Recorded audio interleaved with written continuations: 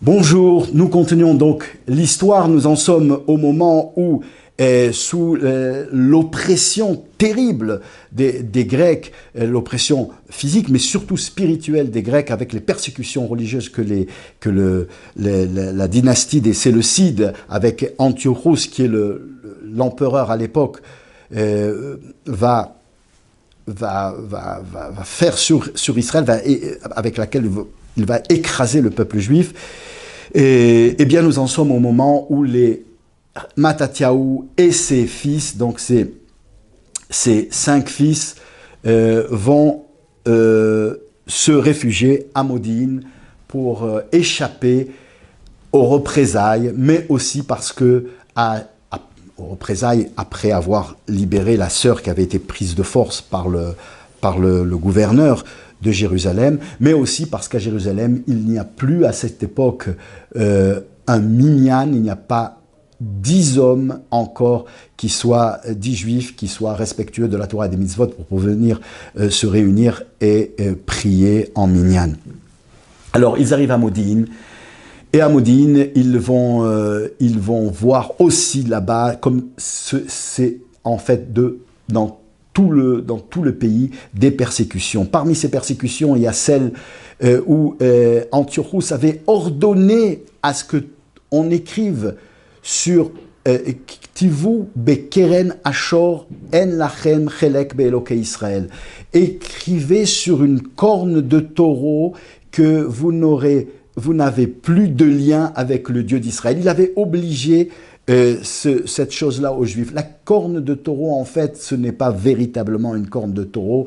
Dans les commentateurs, dans les commentaires des textes, on retrouvera que la corne de taureau, en fait, était le biberon de l'époque. C'était le moyen, c'était à travers des cornes qu'on faisait passer le lait chez les enfants, ou la nourriture chez les enfants. C'était l'ancêtre de biberon.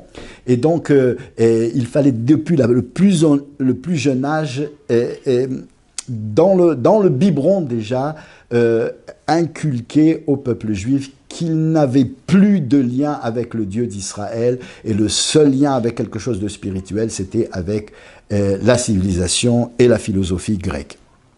Alors, parmi ces persécutions, il y avait le fait que de temps en temps, on faisait mettre une statue d'un dieu grec et on obligeait les Juifs à se prosterner devant la statue, ou alors en public, on obligeait des Juifs à manger de la viande qui n'était pas cachère, et surtout du porc, parce qu'on savait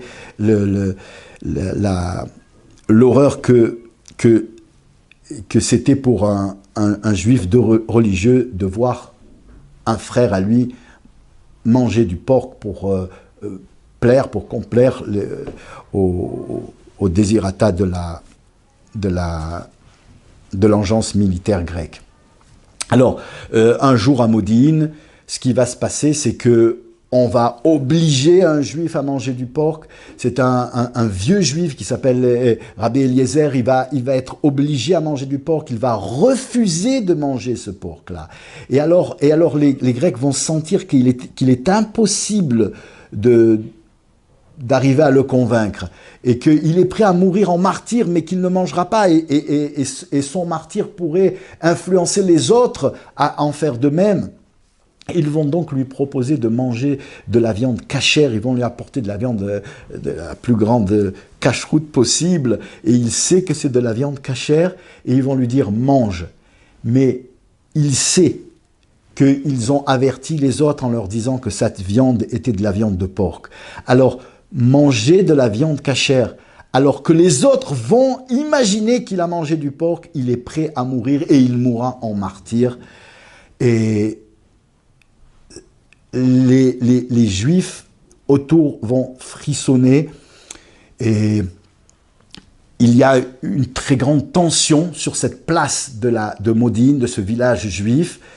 Et à ce moment-là, on va apporter une grande statue d'un dieu grec et un juif helléniste pour montrer son attachement à la philosophie grec et son détachement au Dieu d'Israël, va venir apporter une bête, certains diront que c'était d'Afka, un cochon, un porc, en sacrifice. Et devant cette image, après ce qui s'était passé, ce vieux Mattathiaou, vous vous rappelez ce vieux Mattathiaou donc, dont la fille avait été sauvée par son fils Judas, qui se retrouve ici à Modine pour échapper aux représailles. Il n'en peut plus, il a 92 ans, il prend une épée et se précipite et tue le juif avant qu'il ait offert, le juif laïque, profane, avant qu'il ait offert le sacrifice à la statue. À ce moment-là, toute la garnison grecque qui était autour, qui organisait ce qui se passait, va se précipiter sur Mattathiaou et les frères vont défendre leur père. Ils vont mettre en pièces les soldats qui sont là, mais il va y avoir des représailles. Alors il propose à la population de venir se réfugier avec lui dans la montagne et qu'à partir de ce moment-là, on se révoltera et on se battra contre la Grèce jusqu'à ce que le pays d'Israël soit libéré, soit purifié et qu'on puisse pratiquer le judaïsme comme Dieu nous l'ordonne. Et puis, à partir de ce moment-là, effectivement, c'est une immense guerre qui va commencer. Les frères sont 5 frères, ils ont avec lui une poignée d'hommes. Au fur et à mesure, cette poignée va s'agrandir, mais elle ne dépassera jamais plus de 2000, 3000, voire même, d'après certains textes, jusqu'à 10 000, mais jamais plus d'hommes se battront. Ça durera presque 60 ans, cette guerre-là. Ce qui va se passer, ce qui va se produire, ce qui nous intéresse, nous, en tant que personnes qui sont intéressées à l'histoire juive, c'est que Antiochos va être au courant de cette chose-là. Il va faire déferler sur Israël une armée extrêmement puissante de plus de 30 000 hommes qui vont venir être appuyés par un soutien militaire, politique et financier et stratégique de centaines, de dizaines de milliers de centaines de milliers, de dizaines de milliers de juifs assimilés, de juifs qui sont déjà hellénistes et qui veulent absolument la défaite, l'écrasement de cette révolte de fanatiques juifs qui veulent continuer le judaïsme tel qu'il est écrit dans la loi, dans les textes. Eh bien, Yehuda Maccabi, avec une force spirituelle extraordinaire, une détermination sans borne, va pousser son armée et va lui-même se battre avec ses frères sans aucune... il n'y a pas de possibilité de gagner. Sur le plan stratégique, sur le plan militaire, sur le plan du monde tel qu'on le connaît, les lois de la nature, ce sont des gens qui ne savent pas se battre, qui n'ont jamais appris à se battre. Ils ont toute leur vie étudié la Torah, c'est ce qu'ils savent faire et pas plus. Et ils sont très très peu. À cette époque-là, ils sont qu'une poignée. Quand j'ai dit qu'ils vont arriver jusqu'à entre 2 et 10 000, c'est au bout de 60 ans. À cette époque-là, ils sont une toute petite poignée. 30 000 hommes aguerris, la plus puissante armée du monde, avec la plus puissante stratégie militaire de l'époque qui s'appelle la phalange.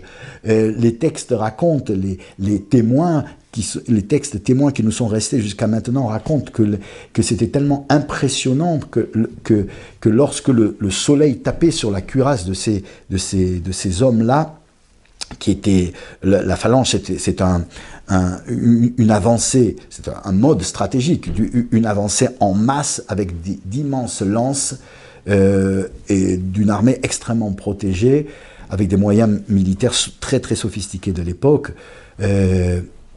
que le soleil éblouissait à des dizaines de kilomètres autour, rien que du reflet sur les casques et sur les armures. Ils vont se battre, pas parce que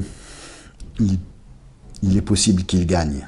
Il est impossible sur le plan de la rationalité, sur un plan rationnel, il est impossible de gagner la guerre. Mais ils vont se battre parce que pour l'âme du judaïsme qui est ici en danger, il faut faire Messerut Nefesh, il faut se sacrifier.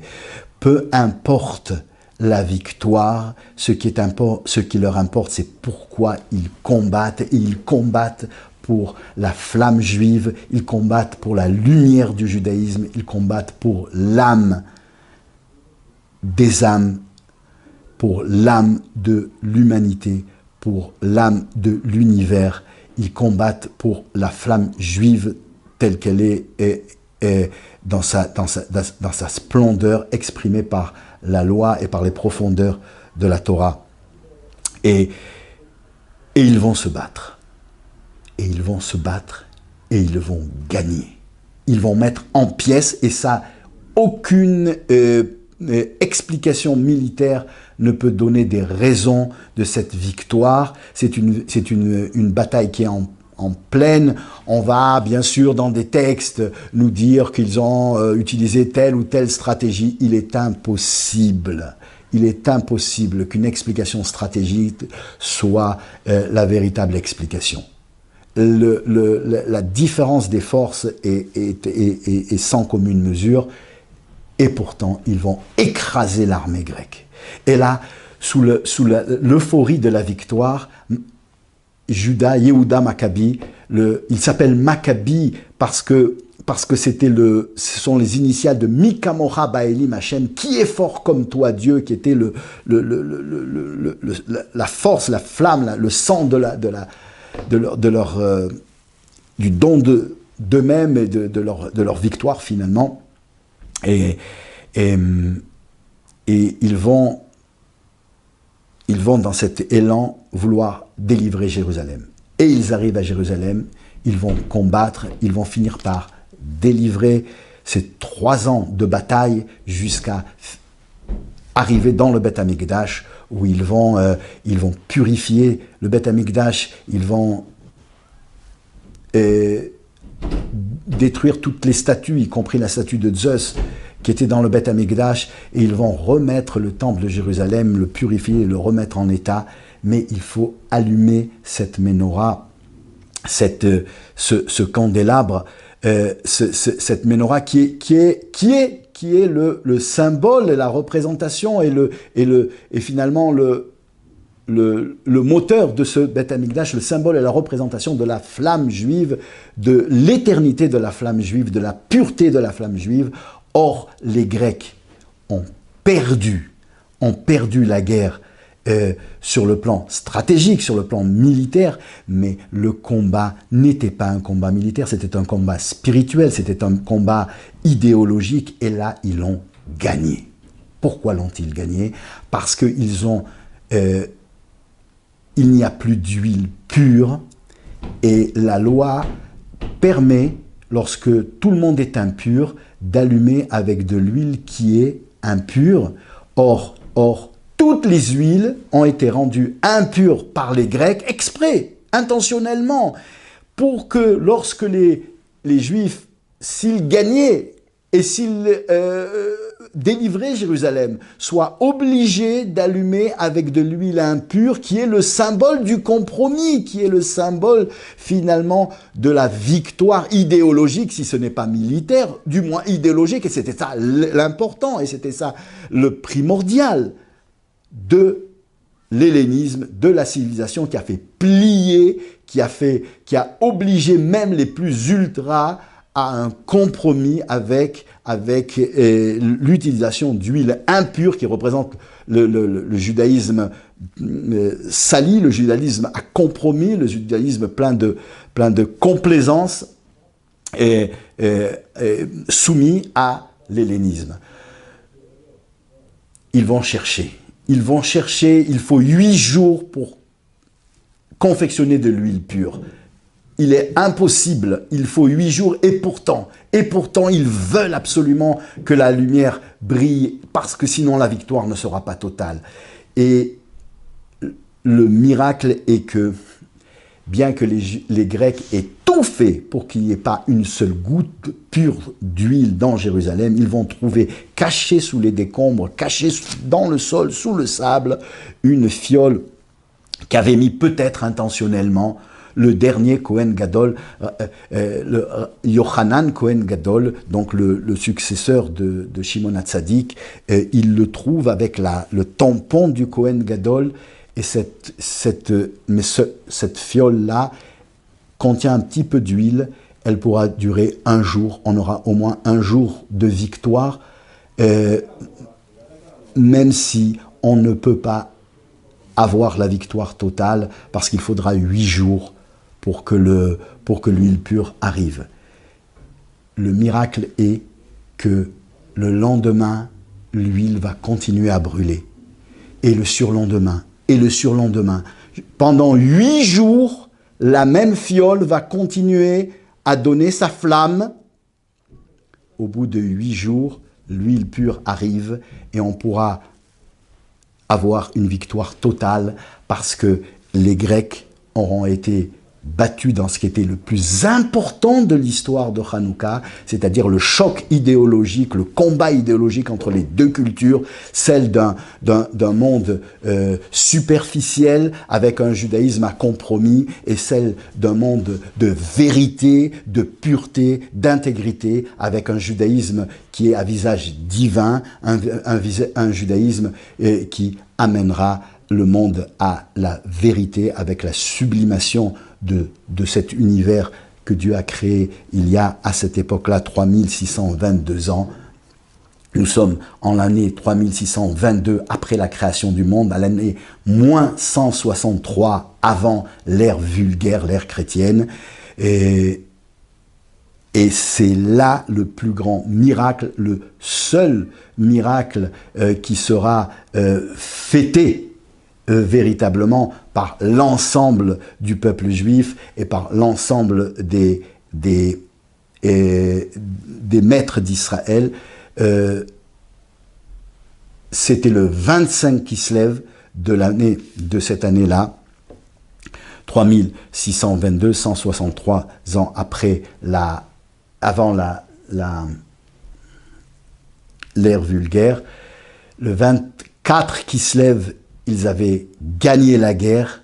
Le militaire, le 25 Kislev, ils ont gagné la véritable guerre, qui est la guerre spirituelle, avec la victoire du don de soi, la victoire du sacrifice de soi-même, dans des conditions qui sont impossibles à imaginer, pour le triomphe de la pureté de la flamme juive, triomphe qu'ils vont célébrer ce 25 Kislev, mais que tout le peuple juif célèbre de génération en génération jusqu'à nos jours. Et l'histoire ne va pas se terminer ici, parce que les Grecs ne vont pas en rester là, mais pour nous, la victoire est déjà assurée.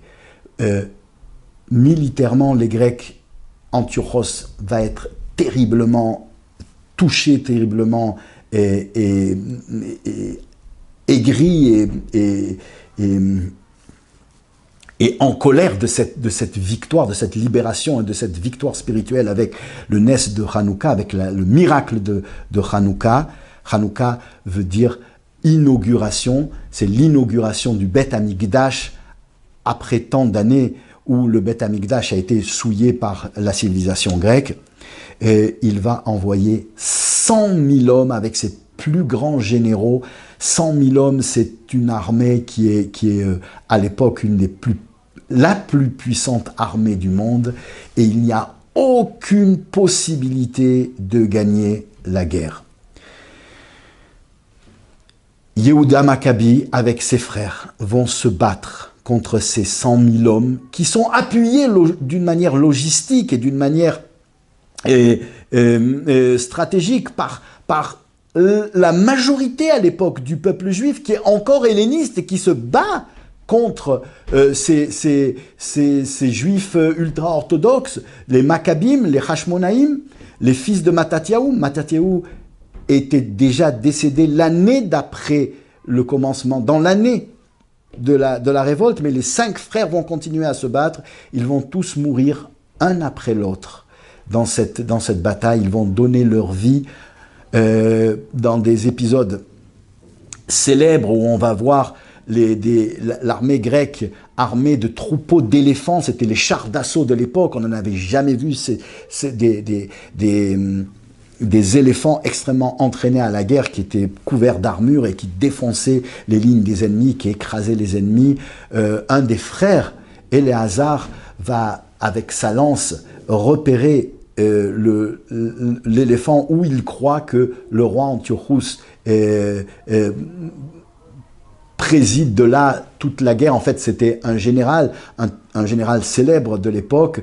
Il va transpercer l'éléphant, il va arriver à tuer le général, mais l'éléphant va l'écraser, il mourra dans cet épisode. Les autres frères aussi donneront leur vie. Chacun, un après l'autre, va mourir, mais finalement, on racontera la prochaine fois comment ces choses-là se sont déroulées, mais finalement, au bout de plusieurs dizaines d'années, le dernier fils, Shimon, va avoir le privilège de voir la Grèce s'agenouiller devant lui avec la signature de la paix et la reddition de l'empire séleucide, de l'empire grec. Ça s'est passé donc sur plusieurs dizaines d'années. Toutes ces choses-là, on les racontera dans le détail dans les prochains cours, parce que ça va déboucher sur la nouvelle donne politique pour le peuple juif, ce qui était l'important de cette histoire telle qu'elle a été relatée par le Talmud, par nos sources, par les sages d'Israël. C'était le miracle de la victoire, du don de soi, quand il y a aucune possibilité de gagner, du don de soi, du sacrifice de soi, pour le triomphe de la flamme juive, avec le miracle de ce triomphe, et d'autant plus grand miracle qu'à cette époque-là, le peuple juif n'est pas méritant. Parce que la majorité du peuple juif est passée avec l'ennemi. La majorité du peuple juif vit une vie que l'on dirait aujourd'hui, je n'aime pas ce terme parce qu'il ne représente pas une vérité, il ne représente qu'une façon de dire les choses qui ne veut d'ailleurs rien dire, une vie de chiloni, de laïque, une vie hellénistique à l'époque. Eh bien, la majorité du peuple juif est enclin à cette vie de débauche hellénistique, d'écartement du judaïsme, de coupure avec la flamme juive et le judaïsme intègre et authentique. Et malgré tout, Dieu, le bon Dieu, va accorder la victoire au peuple juif par l'intermédiaire du don de soi, de ce petit groupuscule qui résiste et qui combat pour l'idéologie d'un judaïsme pur et intègre, pour l'idéologie de l'huile pure qui va être non seulement le symbole, mais aussi le porteur, le véhicule de la victoire, avec le nes de Hanouka, de cette huile pure qui va durer 8 jours et qui nous éclaire de génération en génération. En hiver, le 25 Kislev, lorsqu'il fait nuit, lorsque nous sommes dans la galoute, lorsque nous sommes dans l'obscurité des ténèbres de cet exil qui dure, de cet exil romain cette fois-ci, qui dure depuis plus de 2000 ans, eh bien, c'est cette flamme qui porte l'espoir de ce don de soi et pour le triomphe de cette intégrité, de cette âme du judaïsme, qui va finalement éclairer et inspirer le peuple juif pendant toute cette nuit, cet hiver de l'exil, jusqu'à l'arrivée triomphante du Mashiach, très très très prochainement, et la lumière éclatante de la menorah, du candélabre avec les 7 branches dans le Beth Amikdash reconstruit et éclairé en coulisses par une petite Hanoukia qui va continuer à brûler malgré tout, malgré la grandeur de cette menorah splendide qui va éclairer le monde à l'intérieur du 3e temple de Jérusalem reconstruit.